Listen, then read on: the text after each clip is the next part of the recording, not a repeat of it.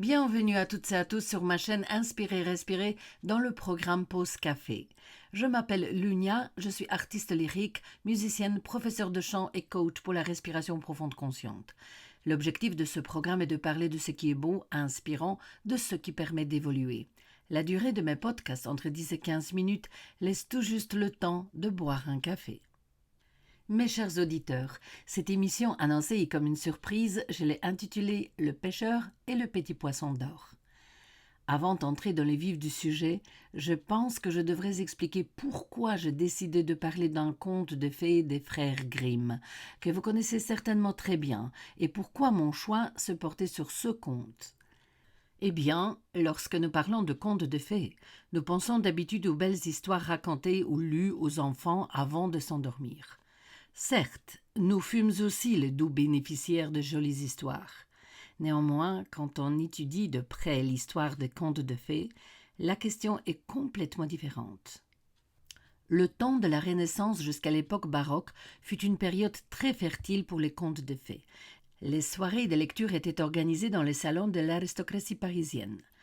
À la fin du XVIIe siècle, les fables atteignirent leur apogée de développement. Leur popularité va disparaître momentanément au début du XVIIIe siècle au profit des contes de Mille et une nuits pour réapparaître au milieu du XVIIIe siècle. Vint alors une nouvelle vague de popularité de ces fables oniriques. À cette époque, la plupart des textes étaient écrits par des femmes qui y trouvaient une forme d'émancipation. Le premier conte merveilleux écrit voit le jour dès le XVIe siècle en Italie, donc à la Renaissance. Cependant, c'est un Français, Charles Perrault, qui établit dans ce domaine le véritable genre littéraire. Par contre, Jean de La Fontaine fut le continuateur du conte animalier dont Ésope est considéré comme le père. Ésope a vécu au VIe siècle avant Jésus-Christ. Il était un esclave de Phrygie. D'un statut social bas, il a eu l'idée de dire à ses maîtres des vérités amères, d'une manière indirecte à l'aide d'allégories animales. Ésope est considéré comme le créateur du conte animalier car ses héros, des animaux, parlaient avec une voix humaine. Apparemment amusants, ces contes contiennent pourtant une âpre vérité ainsi qu'une sagesse profonde. Comme on peut le deviner, ces premières histoires n'étaient pas destinées aux enfants, mais aux adultes. La lecture des contes de fées constituait le principal divertissement des salons de la Renaissance et de l'âge des Lumières. Il existait même de véritables rivalités entre la cour et les salons de l'aristocratie française. Les puissants de cette époque souffraient-ils d'insomnie et avaient-ils besoin d'un peu de divertissement avant d'aller se coucher ? Je pense que le problème était beaucoup plus grave.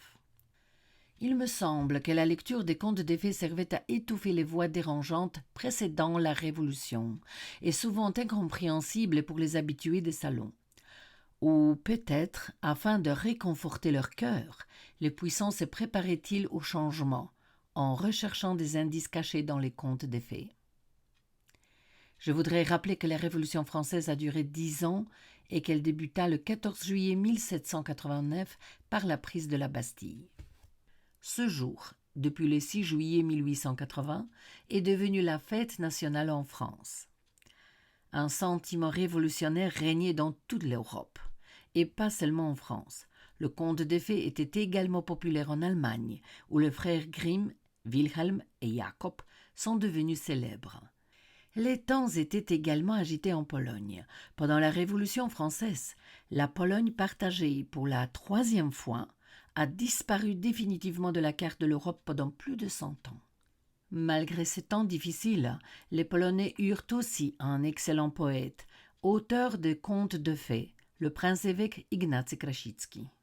Dans ses contes, il a mis en garde contre la vanité et l'orgueil. Ces deux fous nous aveuglent et précèdent une chute.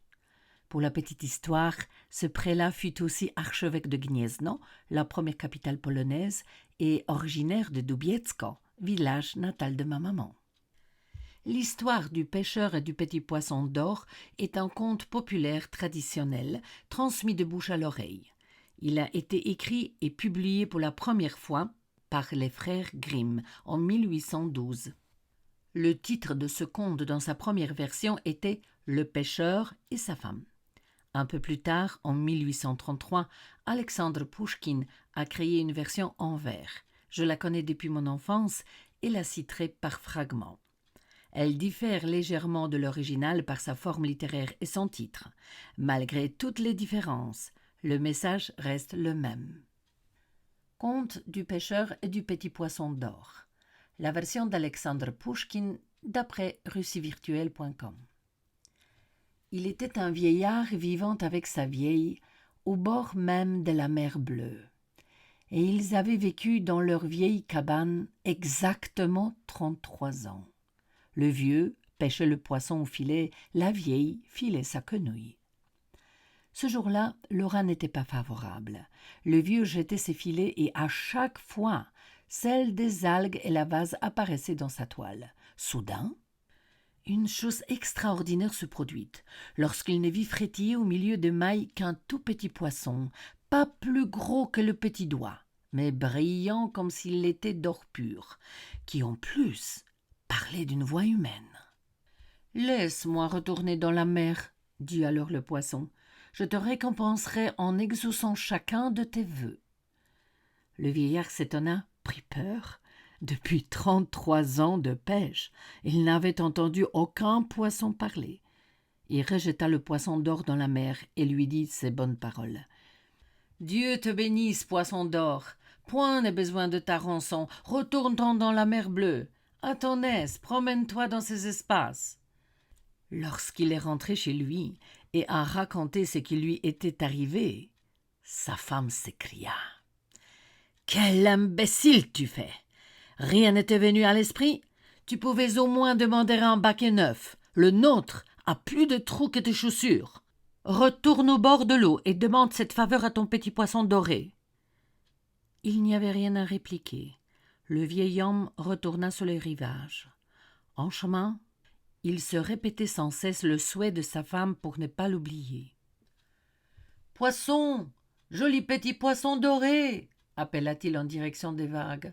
« Viens, je t'en prie, je dois te parler. » La mer s'agita et le petit poisson doré sortit des profondeurs.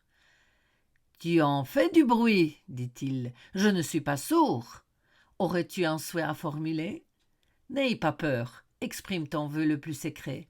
Je te donnai ma parole et je la tiendrai. » Plus tard, le pêcheur rentra chez lui en sautillant comme un jeune homme. Sa femme allait être contente. En approchant de sa masure, il la vit laver le linge dans un magnifique baquet neuf. Mais au lieu d'avoir l'air réjoui, elle était furieuse. « Quel idiot! Quel âne! Quel bon à rien !» hurla-t-elle en plongeant son bras dans l'eau pour y chercher un chiffon qu'elle lui jeta à la figure. « Qu'est-ce qui t'arrive ?» demanda le vieil homme stupéfait. « Depuis 33 ans que nous vivons ensemble, tu n'as jamais été comme ça. Tais-toi, triple sot. Tu ne pouvais pas au moins demander une maison neuve? Regarde dans quel état est la nôtre. À quoi nous sert d'avoir un nouveau baquet? Nous n'allons tout de même pas habiter dedans. » Le vieil homme soupira et retourna lentement au bord de la mer. « Une maison n'est pas un prix trop élevé pour m'avoir sauvé la vie, » répondit aimablement le poisson. « Rentre chez toi, j'espère que ta femme sera satisfaite. » Le poisson à nouveau exécuta le vœu de la femme du pêcheur. Le vieux se dépêcha de rentrer. Quelle ne fut pas sa stupeur de voir, à la place de vieilles masures en terre battue, une belle maison de bois avec un toit solide, une cave et un grenier. Sa femme l'attendait à l'entrée, assise sur un banc. « N'as-tu donc pas de cervelle ?» vociféra-t-elle. Sa colère était si grande qu'elle faisait des étincelles et c'est miracle si le vieux pêcheur ne prit pas feu. « Qu'ai-je encore fait ?» s'étonna-t-il. « N'as-tu pas ce que tu voulais? Tu n'es qu'un Hugo. Demander au poisson une maison, alors qu'il t'a dit qu'il exaucerait n'importe lequel de tes vœux. Qu'il garde sa maison. Je préfère un château. » Le pauvre pêcheur tremblait maintenant de peur devant sa femme. Elle, qui était si calme et gentille, s'était transformé en furie. Plongé dans ses pensées, le vieil homme retourna vers la mer. Encore une fois, le vœu de sa femme fut exaucé. Le vieil homme rentra chez lui tout penaud. De loin, il aperçut le palais. Il était tout de marbre et d'albâtre. Sa femme, fière comme un paon, donnait des ordres à une multitude de valets, et jamais satisfaite les giflait ou leur tirait les cheveux pour se faire obéir. Le vieil homme ne voulut pas en croire ses yeux. Le spectacle était trop affligeant. « C'est moi, » dit-il d'une voix tremblante en serrant son chapeau dans ses mains. « Es-tu satisfaite maintenant ?» La vieille femme le regarda avec mépris. « Que veux-tu, misérable? Retourne à l'écurie, change le fumier, porte de l'eau et de la nourriture aux chevaux. Quand tu auras fini, tu pourras dormir avec eux sur la paille. » Les yeux du pauvre pêcheur se remplirent de larmes. Qu'était devenue sa douce épouse? Une harpie sans cœur. Mais déjà obéissant aux ordres de la méchante femme, un valet le frappait à coups de fouet et il dut se rendre à l'écurie. Une semaine passa, puis une autre. Cette nouvelle vie plaisait infiniment à la femme du pêcheur. Elle changeait de vêtements à longueur de journée et passait son temps à s'admirer dans le miroir. Les domestiques étaient intarissables des compliments, mais tous dans son dos disaient du mal d'elle. Un jour, elle en eut assez de changer sans cesse des parures et fut chercher le vieux pêcheur à l'écurie. « Par ta faute, dit-elle d'une voix désagréable, je ne suis qu'une comtesse insignifiante. Si tu avais eu un peu de plomb dans la cervelle, tu aurais demandé au poisson de faire de moi une reine. Il n'est pas trop tard pour bien faire. Retourne au bord de la mer. »« Tu es devenue folle » s'écria le vieil homme avec colère. « Tais-toi, de Guenillet » répliqua sèchement la méchante femme. « Comment oses-tu parler de cette façon à ta maîtresse? File, ou tu seras fouetté. » Le pauvre pêcheur n'avait plus qu'à obéir. À nouveau, le vœu de sa femme fut réalisé. Au détour du chemin, il resta soudain comme pétrifié. Devant lui se dressait un palais merveilleux, tout de dorure, brillant de mille feux. Le vieil homme gravit l'escalier monumental et entra dans une vaste salle de réception. Trônant au bout d'une longue table, au milieu de comtes et de comtesses, sa femme tenait à pleine main comme un sceptre une énorme cuisse de canard. Un serviteur remplit son verre d'un vin de belle couleur, puis s'inclina jusqu'au sol. La vieille femme mangeait bruyamment, en claquant la langue, puis essuyait sa bouche grâce à même sa jupe. Le vieil homme était si heureux qu'il eut envie de rire. « Reine, dit-il avec respect, j'espère que vous êtes satisfaite de votre vieux et stupide mari. Je pense que vous saurez récompenser mes efforts et que vous me laisserez une place à votre table. » Pauvre vieillard naïf, il n'était pas au bout de ses peines. « Disparais de ma vie, misérable !» hurla la vieille femme à son adresse. « Ne vois-tu pas que je gouverne ?» Elle claqua des doigts et des gardes attrapèrent le vieil homme par le col et le jetèrent dehors. Une semaine passa, puis une autre. Et la vieille femme se lassa d'être une reine. Elle ordonna aux gardes d'aller chercher son mari. « Retourne voir ton poisson doré !»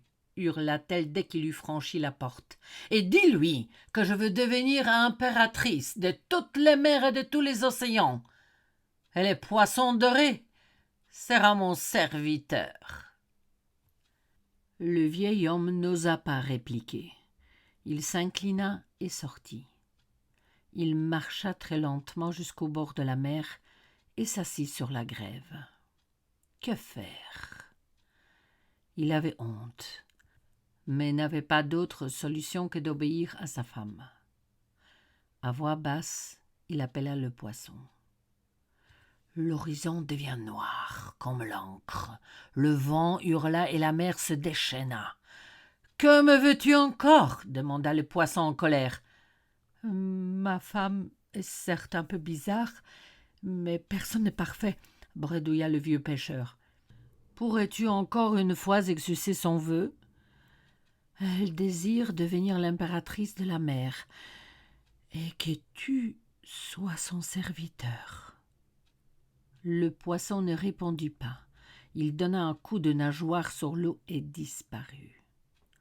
Un éclair alors illumina le ciel et un violent coup de tonnerre retentit.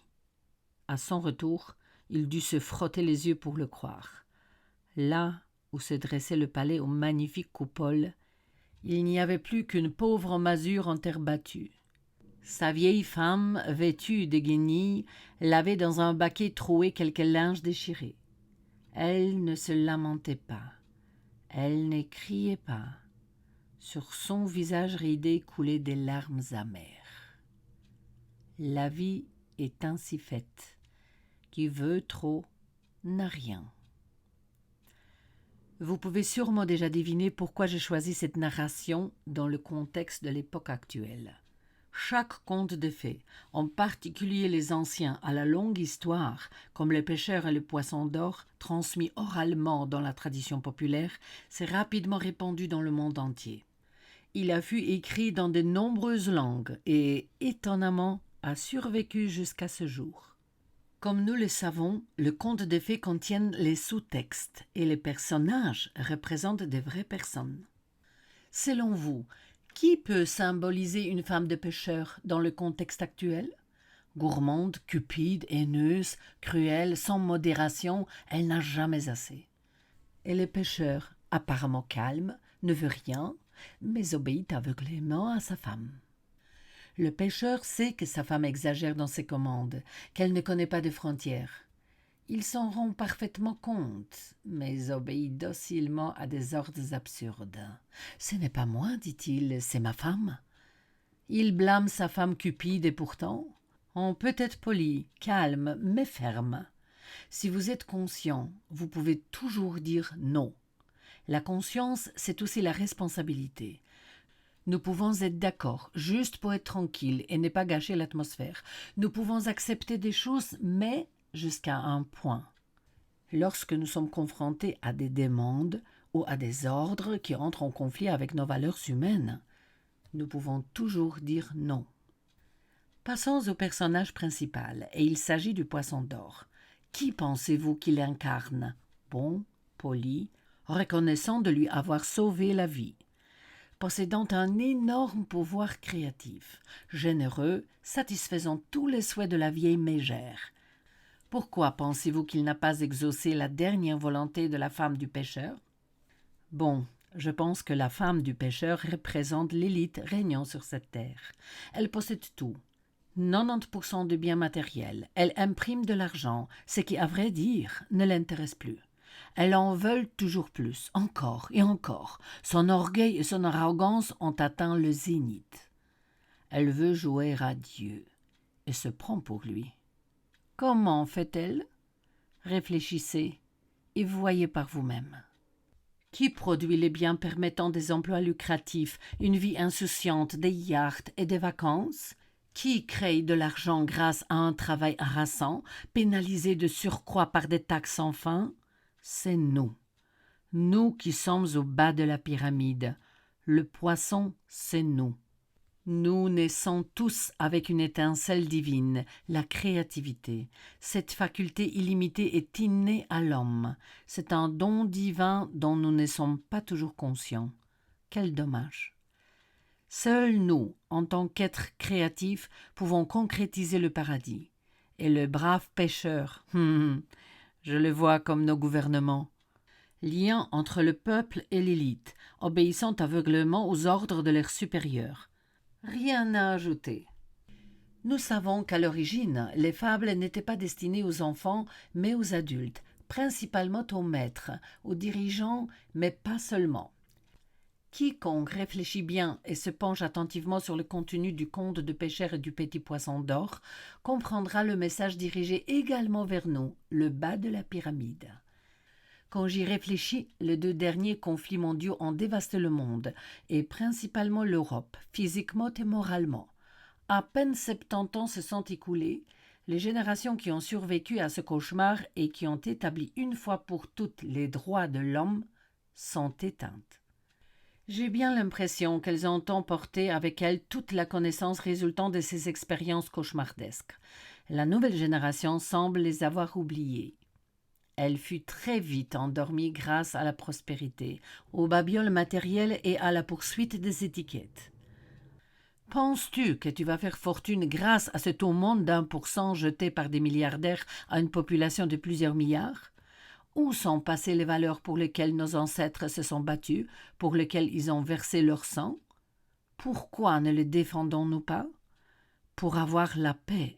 Nous acceptons la violation des droits de l'homme, nous confions nos voix à des irresponsables.